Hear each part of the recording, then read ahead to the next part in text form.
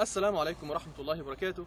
زي ما بنحب نبدأ كلامنا دايما بنحب نقول رب اشرح لي صدري ويسر لي أمري واحلل عقدة من لساني يفقهوا قولي. معكم دكتور أحمد أسامة الجويلي، أهلا بكم. رسالتنا الصيدلية النهاردة مميزة جدا لأنها يعني بعنوان مبادرة جديدة إن شاء الله هنطلقها من خلال تطبيق أنا صيدلي فاهم شغلي. ولكن قبل ما نقول تفاصيل المبادرة خليني أقول لكم إن اكتشفت خلال الفترة اللي فاتت إن الوطن العربي كله تحديد الشعب المصري أغلبه لو اتحط قدامه عدد كبير من المأكولات والمشروبات بتلاقيه دايما بيختار هو أكثر الحاجات اللي ممكن تكون غير صحية ولكنها لذيذة جدا وبكميات هائلة جدا، وفي الآخر ياكل لغاية لما يبقى خلاص مش قادر.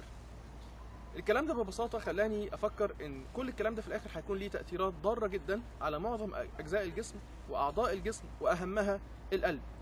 وعلشان كده فكرنا إن احنا نعمل مبادرة بعنوان قلب جامد.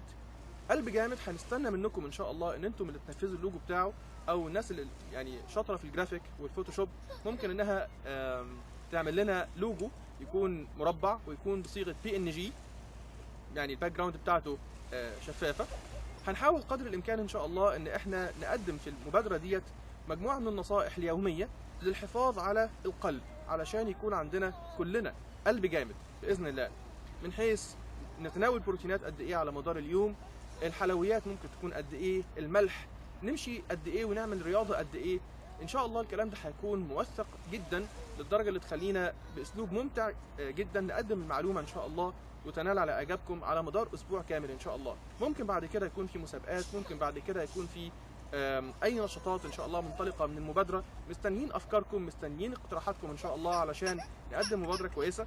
ده باسم بيسلم عليكم، وان شاء الله نتقابل دايما على خير باذن الله. واشكركم شكرا جزيلا، وبعون الله دايما نتقابل على خير. احبكم جدا. السلام عليكم. حاضر يا باسم جاي.